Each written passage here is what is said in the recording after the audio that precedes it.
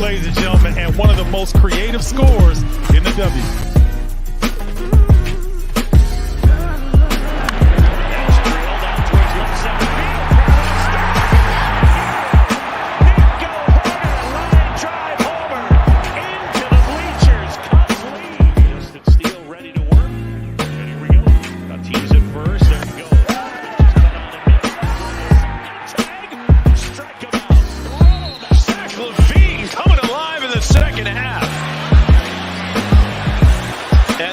Starting to go on a rampage here. They've cut it to 5. And with the first overall selection in the 2023 NHL Draft, the Chicago Blackhawks are very proud to select from the Regina Pats, the Western Hockey League, Connor Bedard.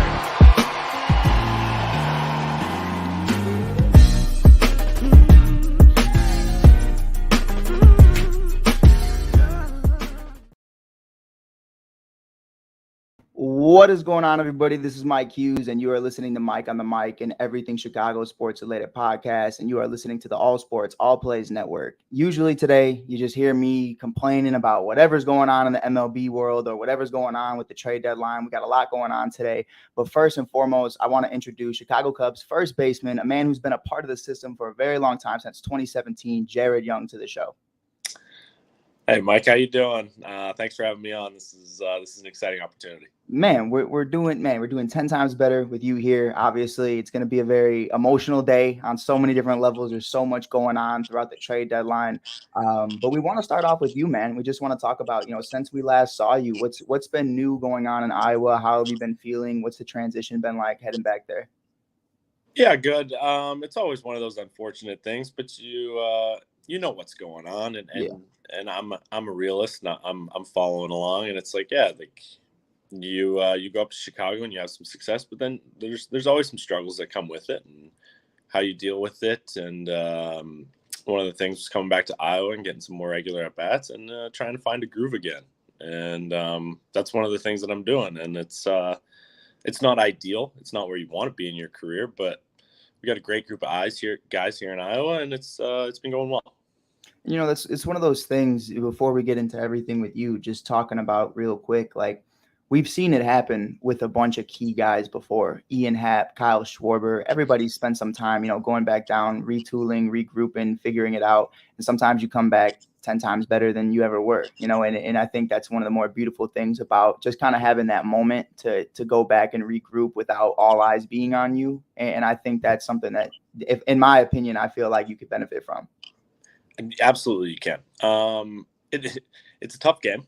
You go through spells, like I said, like the ups and the downs, but it's a little bit more magnified up there. And I think once you go through some bad and you go through some tough stretches, I think you can really learn from those. Mm-hmm. And I think learning, I'd say, in my experience, coming back down and you think about it and you're like, man, how I could have handled this differently, how I could have done this differently, certain things like that. You can't replace it. That's right. Stuff that you learn, and that'll stick with you forever. So I think I can say this for a lot of guys, but coming down and kind of just collecting your thoughts and being like, all right, next time I'm ready. Not that I wasn't ready to go, but you just have more tools in your bag because of the stuff you learned. Without a doubt. Now, getting a little bit into you, it's been really exciting just watching your entire story, reading as much as I can on it, just trying to figure out who is Jared Young, finding out British Columbia, Canada. Can you walk me through what baseball is like, whether that's during high school, during T-ball, or whatever, travel ball, whatever it is? What's that experience like? Is it the same energy, the same level that it is here? No, I'm gonna go with no on that. Talking to some teammates and a bunch of my buddies. I played baseball when I was a kid. My brother's 7 years older than me, and he liked baseball, but my dad was really into it. And I played, I think, a year at T-ball, and I hated it.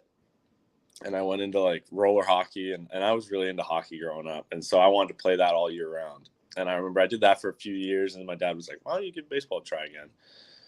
I think I was about 8, started playing a little bit more baseball a few months of the year, but I still wasn't kind of sold on it. And there were a lot of people in Northern Canada, to be honest. And I played a lot of hockey growing up, and then when I was around like 14 or 15, I started really taking it serious and playing some more baseball. And Prince George, it's a great baseball town. It's tough to play. There's a lot of snow. It's cold pretty much 7 or 8 months of the year. And I moved for my junior year of high school. I moved a little bit close to the border in Canada and played for a high school team called the Okanagan Athletics. Right. And that was pretty big for me. I got to play a lot more baseball. Probably played like 8 months of the year for the last 2 years of high school, and was able to get an opportunity at a school in the United States. So it worked out for the best. Without a doubt. And I did want to ask you about that, because I'm looking at this man's college work. I mean, I'm talking about 3 different places and 3 different, like, we're talking North Dakota as a freshman, goes to Oklahoma as a sophomore, then goes off to Virginia. What really went into that with you? I mean, me personally, like, I had a hard enough time being in community college, which was 15 minutes away. Nonetheless, different country, different states. Like, what went into that for you? Why were there so many transfers? It's a good story. I got time, I'll tell it. But it basically, I had a few junior colleges, and then Minot State was the only 4-year school. And I remember I was like, you know what, like, let's get a degree out of this. Like, if I'm going to go down and play baseball, we may as well get a degree out of this. And I'd never been to North Dakota before, and it's the same as Canada. I showed up and it was freezing, and I was like, within a month, I was like, I don't think I'm going to last very long here. And I wanted to go somewhere a little bit warmer, somewhere that felt a little bit more like I was playing baseball, like in America. And it just felt like I was playing baseball in Canada, to be honest. And so I played my freshman year there, and then transferred to Connor State, where I met Caleb Knight. And I know he's a friend of the pod, and he's a great dude. And I played my junior college ball in Oklahoma with him. And then after that, was recruited to go to Old Dominion and had a great time there, and the rest is history. But it wasn't like I planned on going to a bunch of different schools. That wasn't the plan. My plan was to just be down there playing. But hey, stuff changes and plans change. You just make the most of it. Without a doubt. And, I love that you keep saying it reminds me of playing in Canada, because in Chicago, growing up playing ball, you're literally inside for 8 months out of the year. And these basketball guys are just playing year round, indoor, outdoor. And I'm like, and I just want to go outside. The ground's freezing in March. You dive for a ball, and I swear you break your arm. You hit the ground that hard. But it's one of those things where you just you get used to it. But for you, I mean, you start to make that shift. And again, we talk about it, drafted by the Cubs in 2017, round 15, pick 465. You start to meet a lot of different people from a lot of different places. We're talking the Dominican Republic, Puerto Rico, the Caleb Knights in the world, where there's 400 people in the entire town. I mean, it's crazy. So I want to ask you what that transition was like, and really just breaking down, what that experience was, meeting all these people from all these different places. It was. I want to say I was a little bit more prepped for it than a lot of people, because I'd already transferred. I lived with a host family for my last 2 years of high school, and then I transferred 2 different times to 3 schools. So then going to pro ball, I was like, this is my 5th team in 5 years. I know what to do. And it was just kind of like another stepping stone, and you can learn a lot from people that you meet. You can learn a lot from your teammates. You can learn a lot from your coaches, and you take all that and try and apply it to yourself a little bit, and you can get a lot better as a baseball player. So that was kind of like one of the main things I knew kind of going in. I was like, hey, when you get drafted and you start signing with this team, like, you're going to meet a lot of good baseball players and a lot of good coaches that you can take a lot from. And that was kind of one of the fun things. And then Caleb was added, and it was like, now we're getting some old teammates involved, and this could be a real fun thing. And the Cubs organization's done a great job of making it competitive, but also a good atmosphere to learn from your teammates. Now, before we get into all the Cubs stuff, I got to ask you one question we ask everybody here. I got it from my guys I work with on and off the bench podcast. It riles some feathers. It starts some problems. I've had brothers of other teams and other players hit me up and say, no, I'm coming on the pod. We got to talk about it. Athlete of the family. Jared, who is the best athlete in your entire family, whether it's mom, dad, yourself, or a sibling or two, whoever it is, a cousin, whoever it is. Ooh, that's good. Are you one of one? I would say I'm the best athlete in the family. However, my brother's a better golfer than me, and he keeps that held over my head quite a bit.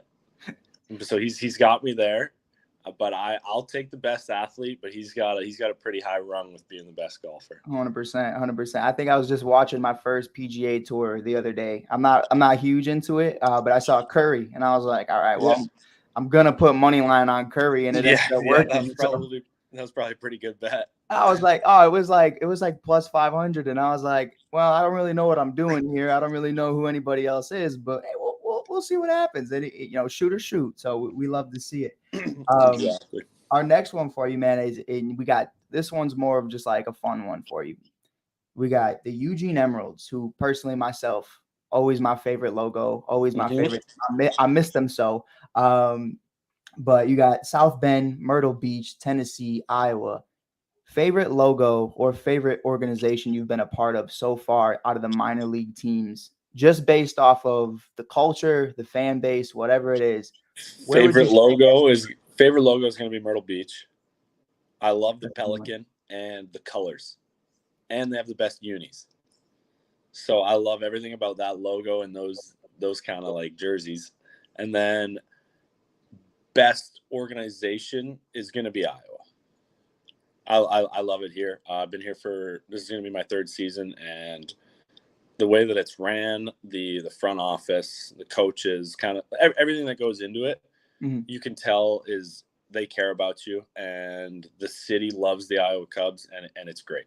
So best town and organizations, Iowa. Best jerseys and logo is Myrtle. Without a doubt. I was always a big Eugene guy before they got rid of him. I was like, dude, the Bigfoot is just sick. Did you like the tie-dye emerald looking unis? Then I'm a hat guy, so that's why I specifically I love the hat. Everything else, I was like, that'd be a tough wear for sure. Oh, the tie-dye emerald was a tough, thick jersey too, like wearing a parka. And getting into that, man, it's talking about Iowa as a whole. This one just puts you on blast a little bit. Favorite teammate you've had so far? Maybe not the most talented, but just somebody you've enjoyed the company of. Who have you really been able to just pick the brain of throughout the last few years down there? This might be Dixon Machado.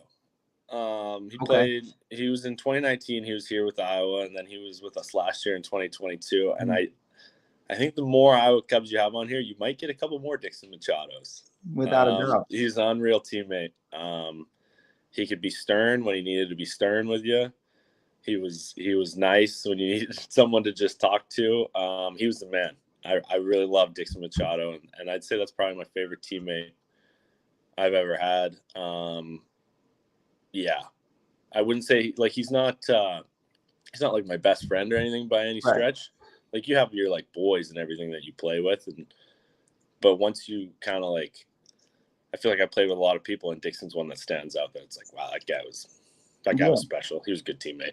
Yeah, without a doubt. I think my favorite relationship that I've seen so far is Cole Franklin and Brennan Davis. Those two, and Ryan Jensen being in that fold too. He's kind of like, it's so weird because Ryan's so young, but he's like a dad to all of these guys. And it's like the weirdest like relationship I've ever seen. But those guys, man, it's just so much fun. And breaking that down, really just looking at this season as a whole, just talking about that before we let you go. You're seeing a lot of guys fly through this pipeline. We just heard yesterday, P. Crow Armstrong, PCA is on the way. Cubs fans are ecstatic about it. I was at the game last night where Ellie De La Who went 0 for 5. You love to see it. But really breaking that down and having these conversations about, I'm seeing Pete Crow Armstrong jerseys. They just don't have the number on it yet. So people are excited. People are ready for it. You see the Matt Mervis jerseys. What's it been like down there for you, knowing that you guys are in serious contention with the Iowa Cubs to actually make a run this year? Yeah, it's great. You play on a winning ball club, and everyone will play better baseball. They kind of go hand in hand, where if you have the right players in the field that are playing good, you're going to win more ball games. But also when your team's just winning games, you kind of feel that the players themselves end up like raising their game a little bit, which is great.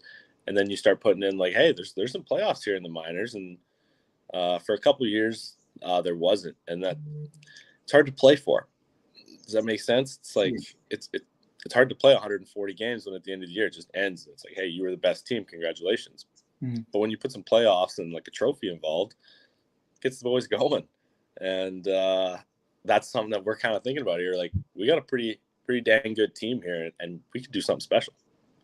Yeah, without a doubt. And I think it just brings a lot more to it as well. I mean, we talk about it all the time. I mean, I think PCA being a part of that South Bend team last year was just so important for his development, finding out how to play winning baseball. It's not easy. And especially in the minors where it's just kind of like, okay, good luck. And Jared, I show this every single episode. I try to throw it in there because it's my favorite photo I think that ever exists. I just need more pics like this of Cole Franklin out there. I really do. I mean, it's the funniest picture in the world to me. I don't know what's going on, but it's one of those ones that you just love seeing the guys that can come up here on a major league level, do it on a different stage. For you though, you come up to the big stage this year. Obviously, you made your debut last September, and that was great. I mean, I've heard you speak on it before. You said this is the loudest building I've ever been in after your debut with the Cubs. Can you kind of just talk about what that's like, and really just breaking down the atmosphere at Wrigley Field for you versus other places you played? Yeah, I mean, I went up last year in the middle of September, and the team was out of the playoff race. It was Friday at 2 p.m. and there was 40-something thousand people there watching a team that had a losing record on a weekday, and it blew my mind. I knew Chicago was something special, and I knew Wrigley. It's obviously historic, and it's one of the greatest places to play baseball in the world. But I was fortunate enough to have the opportunity to play there on a day game, and I was like, this is unbelievable. Like, the fans are something else. It's amazing. And then this year to go back and to be on a good team in the middle of the season trying to make a playoff push, and you feel the energy in that building. I mean, it's nothing I've really ever experienced. Mm-hmm. And that's kind of what I tried to put into words, where I was like, this is the loudest building I've ever been in. And it's an outdoor stadium, and you feel like the place is rocking. So I don't know. It gives me a little bit of chills just kind of thinking about it, but it's definitely something special that you want to be a part of. And it's one of those driving factors when you do get sent down, like myself. It's like, you got to get back up there. That's something you dream about. Without a doubt. And our last one before we let you go, talking about seeing the transition the Cubs have been making. Obviously, I'm not going to hit you with any front office questions. What do you think we're going to do today or anything like that? But it's good because I got no idea. Yeah, like what are we going to say? We're sitting here today kind of just like whatever happens. You know what I mean? Like, you just got to take it for what it is. But watching players like Dansby, watching players like obviously Cody and Marcus in the first half of this season that you were a part of a stretch of, watching them be the best versions of themselves. What is that like? Obviously watching them on the screen, but doing it in person, playing with these guys, some of the probably the most talented guys you've played with thus far. Yeah, I don't even think it's close when you say talented and at their peaks. I think you kind of hit it on the head there.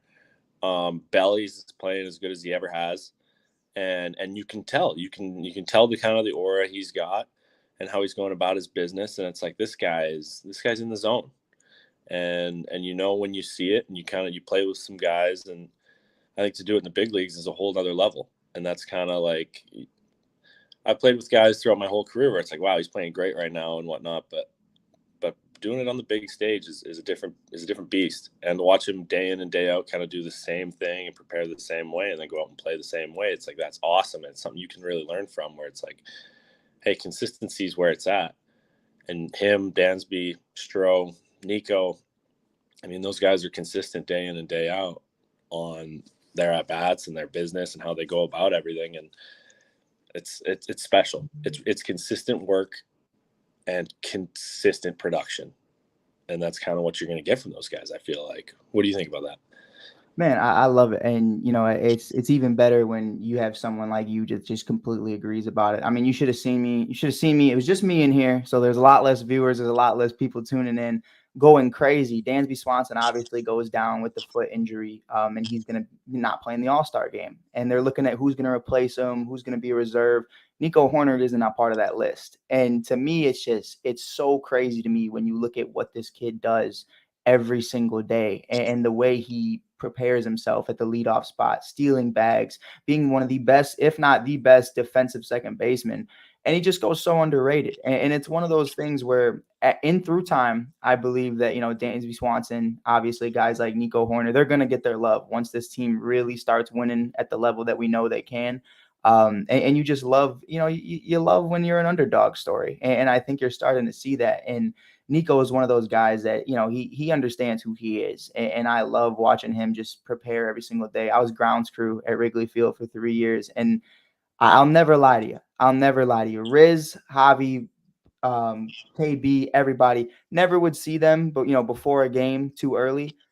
Nico was there. Nico and David Bodie were there every morning. First two guys on the field, working out, throwing toss, whatever it is, just doing it. And I've watched this guy do it for so long. So the fact that he's staying healthy and just being the best version of him, even for Stroh, I know July was very rough for him, and it was kind of like a coming back down the earth moment after such an amazing first half, and that's impossible to replicate. You know what I mean? Like it's very hard to just continue that. It's crazy that people are like, oh, see, we told you we should have traded. I'm like, no, it's 1 month and the first 4 were amazing, and it's gonna happen. You know what I mean? You come back down to earth, everybody does. But it's just a beautiful thing, man. And I'm excited to see you become a part of that again at some point. I'm excited to see Merv get another opportunity because Mash is killing it. If you aren't watching Iowa Cubs baseball right now, he's back like he never left. And I think that's just something he needed for his confidence, just to kind of get back into that. PCA is on the way. Brennan's doing his thing. I'm excited about it. Our boy Ben Brown, lights out every single day, especially when you got Jared at first. So you love to see it. But Jared, brother, we appreciate you coming on today, man. Really quickly, I don't know if you have it at hand, but for everybody, if they're not already, where could they find you on social media? Hit that follow button, whatever it is. Hey, I'm off it. I got off it last year, and it was something just to keep me present, and I've been enjoying it. But if you got my phone number, you can text me or call me, but that's the only way you're gonna get in touch with me.